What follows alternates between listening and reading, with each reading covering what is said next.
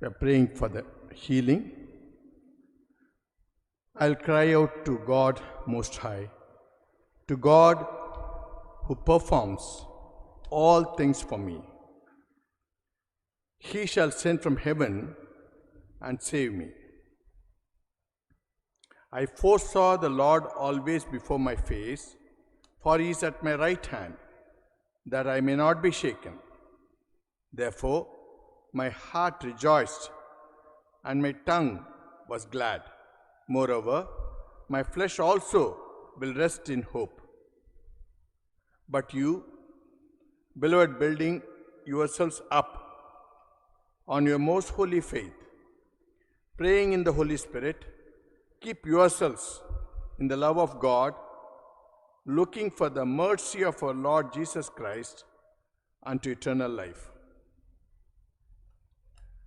Let us pray for the sick, for God to bring healing in body, mind, and spirit.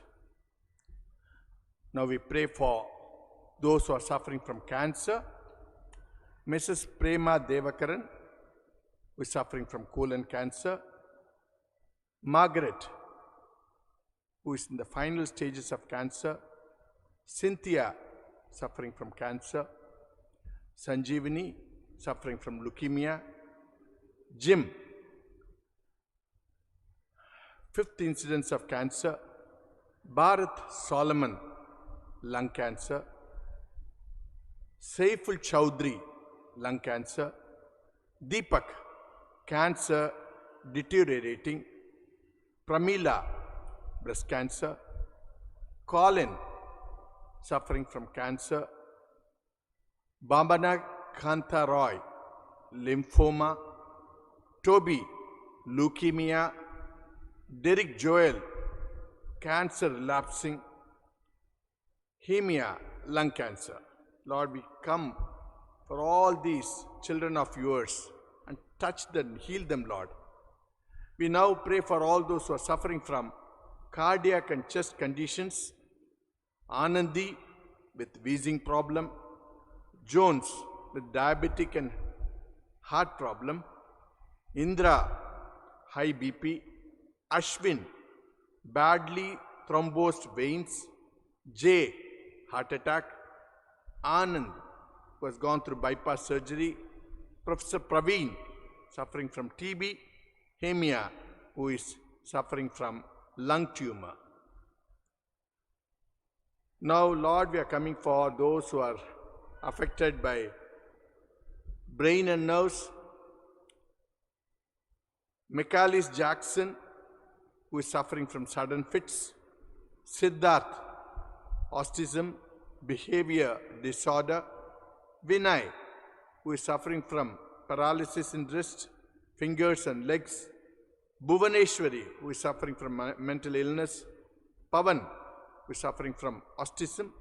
Sendil, who is in coma following cardiac arrest.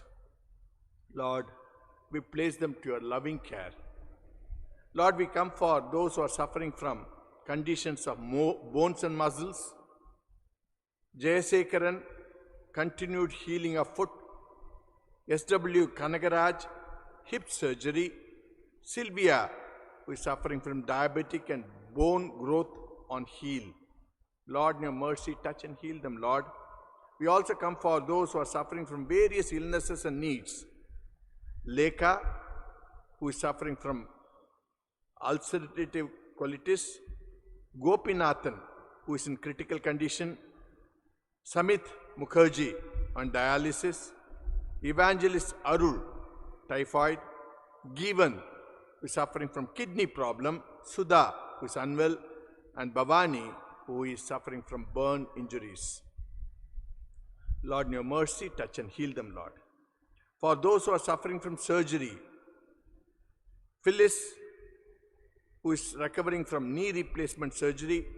Mrs. Alice Manuel, who has gone through surgery. Linga Rathai, unable to walk after surgery. Jayalalita, fluid in the lungs.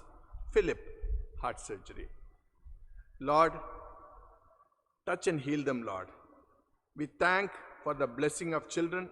Anu, Vasanti, Nitya, and Saibal. Lord, we now come for those who are weak, needing your strength. Mr. Kari Karkada, who is having weakness, Mrs. Kamalini Lamak, weakness, and Dr. Rani Siromani, who is suffering from weakness. Lord, it is you who can give us strength. We are having fragile bodies. In your mercy, kindly touch and give them your strength, Lord. We now come thankfully for the answered prayers, Lord. Lord, we pray for Mrs. David, who is doing well after her hip surgery. Bharat Solomon's last PET scan was clear by your grace. Sangeeta is walking well after the knee surgery. Bhavani is recovering from burns. Kiran has recovered from heart surgery. Pramila is doing well after her lumpectomy. Lord, thank you very much, Lord, for touching them and healing them and giving them cure. Lord, we pray for the bereaved family of Mr. Kumar Raj, a member. We pray for the families, particularly his wife and children and extended family, as they mourn for their dear ones. We pray for those who come with hope to Asha, Daycare Center and AKCDC, and for the patients at Kosapur and at Tirupalavanam village clinics. Lord, please meet their hopes and increase their faith and touch them and empower them to get well, Lord. If you know someone who has been healed following this prayer, please update so that we can thank God for His mercies. Inform pastor or one of the elders so that we may join in thanksgiving and also update the healing list. We once again come for all those for whom we made this prayer and supplication, Lord. In your mercy, kind mercy, please touch and heal. Also, Lord, as your children come here in faith for prayer, with prayer requests, and as we pray, Lord, you from heaven come here, stand with us, and heal each one of them, Lord. We ask all these things in the precious name of our Lord Jesus Christ. Amen.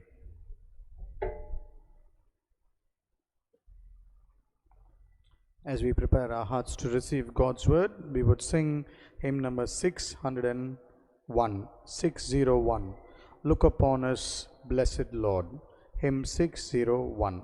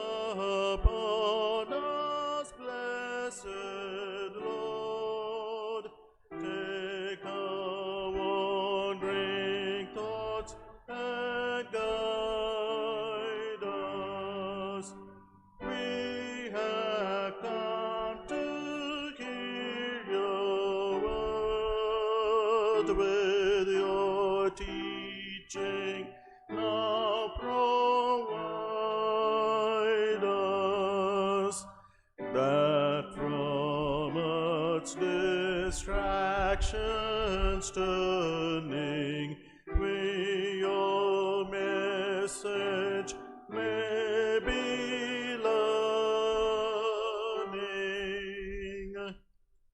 For your Spirit reading, when we live without your light, In the dark our souls are groping. Inward deed and thought direct us.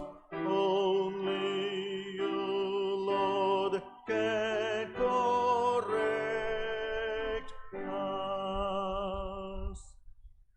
Brightness of the Father's face, light of light from God proceeding,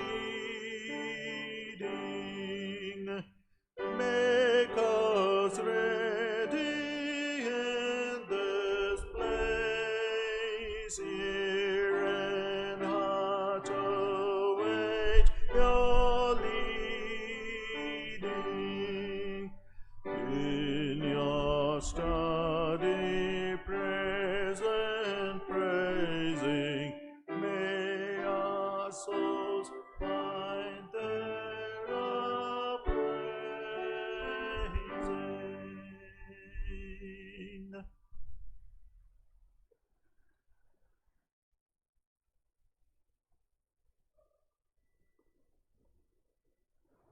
The scripture portion for this evening service is taken from the book of prophet Isaiah, chapter 55, verses 10 and 11, and the epistle of James, chapter 3, verses 5 to 10.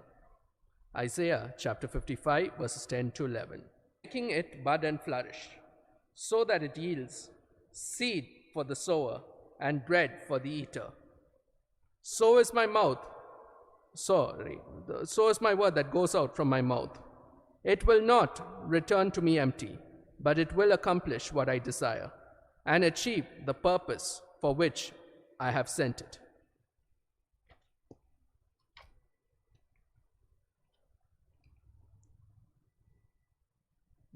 James chapter 3, verses 5 to 10. Likewise, the tongue is a small part of the body, but it makes great boasts. Consider what a great forest is set on fire by a small spark. The tongue is also a fire, a world of evil among the parts of the body. It corrupts the whole person, sets the whole course of his life on fire, and itself set on fire by hell. All kinds of animals, birds, reptiles, and creatures of the sea are being tamed or have been tamed by man. But no man can tame the tongue. It is a restless evil, full of deadly poison. With the tongue we praise our Lord and Father, and with it we curse our fellow men who have been made in God's likeness. Out of the same mouth come praise and cursing. My brothers, this should not be. Here ends the reading. Thanks be to God. Good evening. I sincerely thank our pastor, Reverend Isaac Johnson, for having given me this opportunity to share God's word with you in this evening healing service. The topic is words. Let us pray. Gracious and loving Heavenly Father, we commit this evening service into your loving hands. Speak to us, Lord. We're longing to hear from you. We ask this in Jesus' name. Amen. John 1, first chapter, first and second verse says, "In the beginning was the Word, and the Word was with God, and the Word was God. He was with God in the beginning." Here Jesus is referred to as the Word. The Bible is considered as the Word of God. Basic instructions before leaving earth. I have divided this sermon into two portions: words of God and words of human beings. 2 Timothy 3rd chapter 16th verse says, "All scripture is God-breathed and is useful for teaching, rebuking, correcting, and training in righteousness." In Deuteronomy 11th chapter 18th verse, the first portion says, God says through Moses, "Fix these words of mine in your hearts and minds." Isaiah 55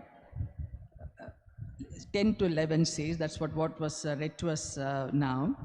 As the rain and the snow come down from the heaven and do not return to it without watering the earth and making it bud and flourish, so that it yields seed for the sower and bread for the eater, so is my word that goes out from my mouth.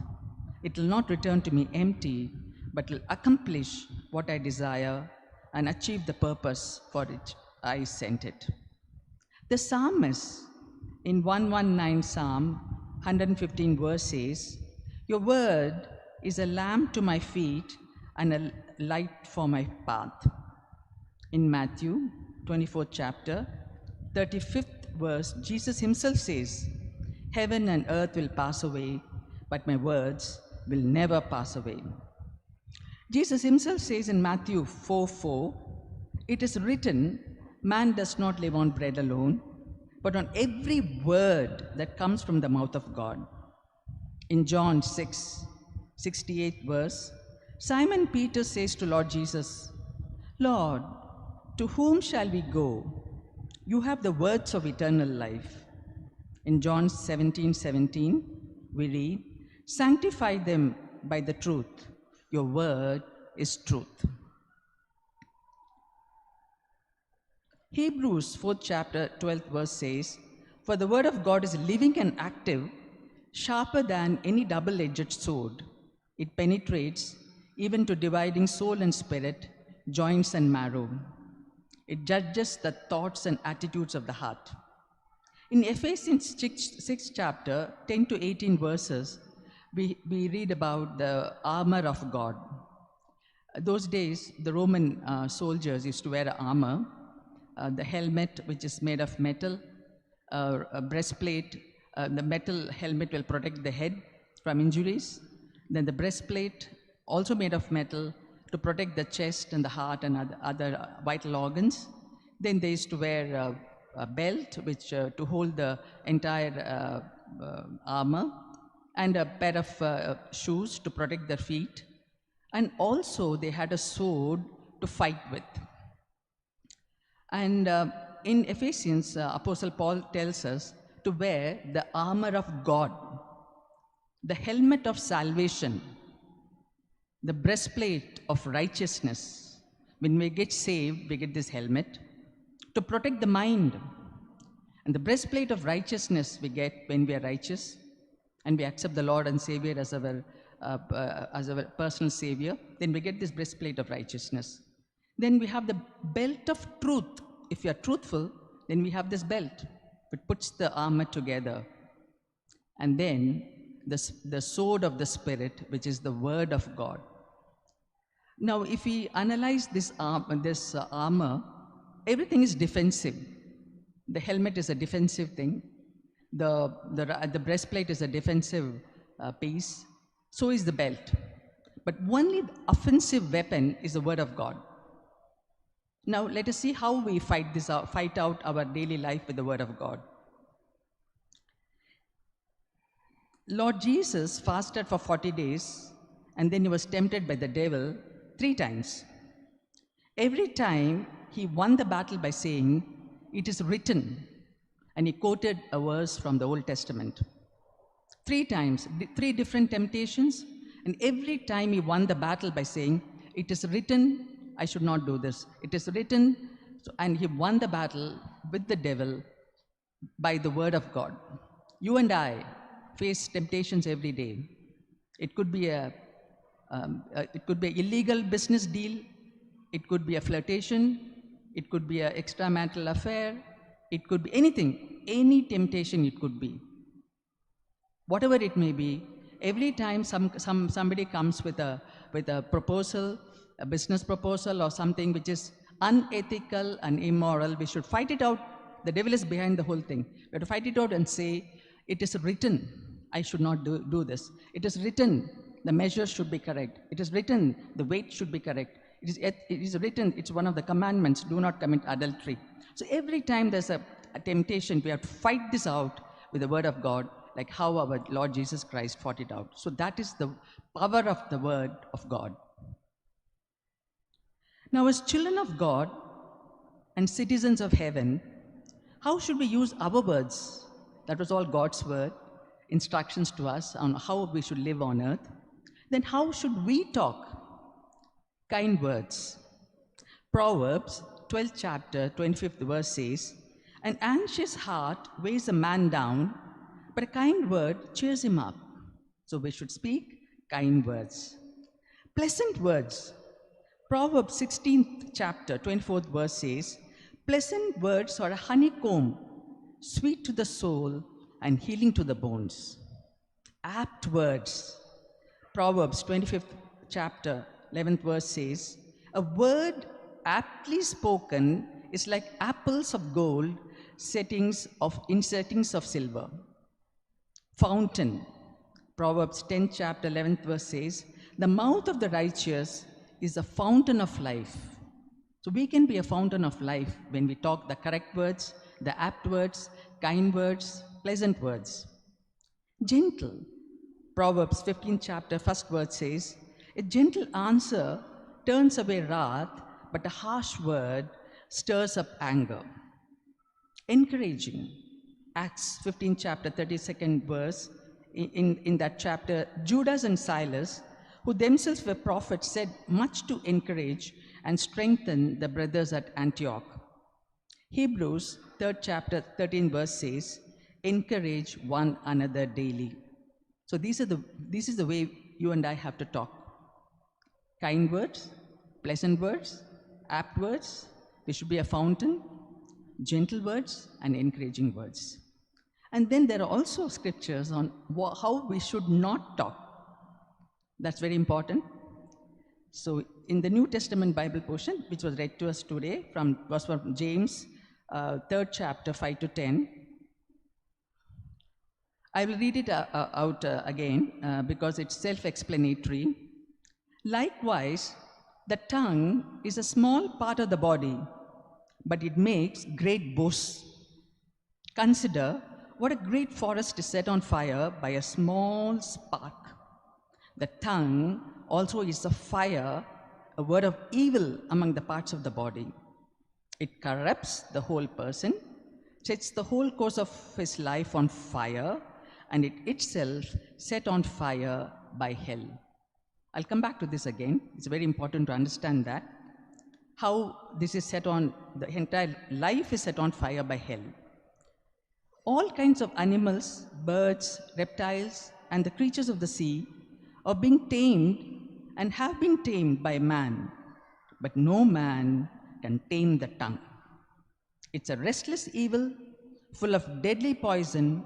With the tongue, we praise our Lord and Father, and with it we curse men who have been made in God's likeness. Out of the same mouth come praise and cursing. My brother, this should not be. This was said by none other than James, the brother of our Lord Jesus Christ. This passage is self-explanatory. We know how a small word starts in a domestic quarrel and ends up in a divorce. We also read in the newspapers how a small word ends up in a fight and murder. Every day we read this. Mob fury and so many other things happen, and it all starts with one small word. So what do we do when someone provokes us?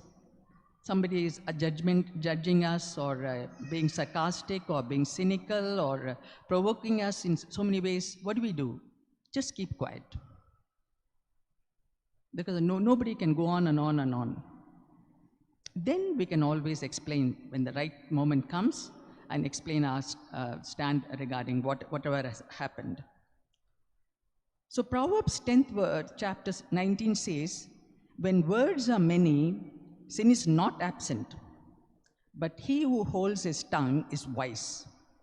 In Matthew 5th chapter 37th verse, Jesus himself says, "Simply let your yes be yes and your no, no.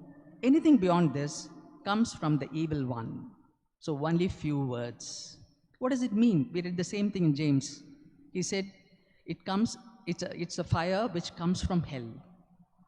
James is telling it comes from hell, and our Lord Jesus Christ is telling anything extra, any extra word we speak comes from the evil one. Why is it so? Because after we have said what we have to say, anything else is going to be either gossip or slander or discouraging words or cynical words, sarcastic words, angry words, which can set the whole thing on fire. And the devil is behind it, so we have to be very, very careful what we speak. And this is from our Lord Jesus Christ, who says, let your yes be yes and let your no be no. Anything beyond this is from the evil one. Proverbs 29th chapter, 20th verse says, do you see a man who speaks in haste? There is more hope for a fool than for him. No hasty words. Ecclesiastes 5th chapter 2nd says, do not be quick with your mouth. Do not be hasty in your heart to utter anything before God. God is in heaven and you are on earth. So let your words be few. Few words. Let your yes be yes and no be no. So no hasty words and only few words. Isaiah 58th chapter 13th verse, the latter portion, to 14th verse, the former portion says, if you do not speak idle words, then you will find your joy in the Lord. So if you want to find joy in the Lord, you should not speak idle words. So no idle words. Leviticus 19th chapter 16th verse says, do not go about spreading slander among your people. King David says in Psalm 15 verses 1 to 3, Lord, who may dwell in your sanctuary? Who may live on your holy hill? He whose walk is blameless and who does what is righteous, who speaks the truth from his heart and has no slander on his tongue. So no slander, no lies. Paul says in 1 Thessalonians 2nd chapter 5th verse, you know, we never use flattery, nor did we put on a mask to cover up greed.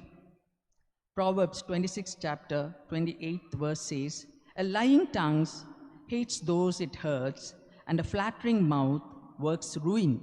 So Paul says, we did not flatter, and Proverbs says, do not flatter. So no flattering words, no lying words. Matthew 12th chapter, 34th verse to 35th verse, our Lord Jesus Christ himself says, for out of the overflow of the heart, the mouth speaks. The good man brings good things out of the good stored up in him, and the evil man brings evil things out of the evil stored up in him. It goes further to say, you have to give account for every careless word spoken on the judgment day. You can be acquitted or condemned according to what words you have used. That's really powerful.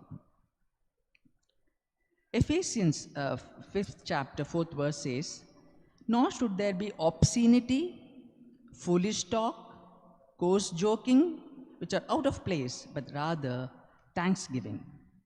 Ephesians 4th chapter 29th verse says, do not let any unwholesome talk come out of your mouth, but what is helpful by building others up according to their needs, that is, that it may benefit those who listen. James, in 1st chapter 26th verse says, uses very strong words. If anyone considers himself religious and yet does not keep a tight rein on his tongue, he deceives himself and his religion is worthless. Solomon says in Ecclesiastes, that was written by Solomon, in the 3rd chapter, he starts like this, there's a time for everything. And on the 7th verse, he says, a time to be silent and a time to speak. A time to be silent. That means no words. There are times, occasions, when we should speak no words at all.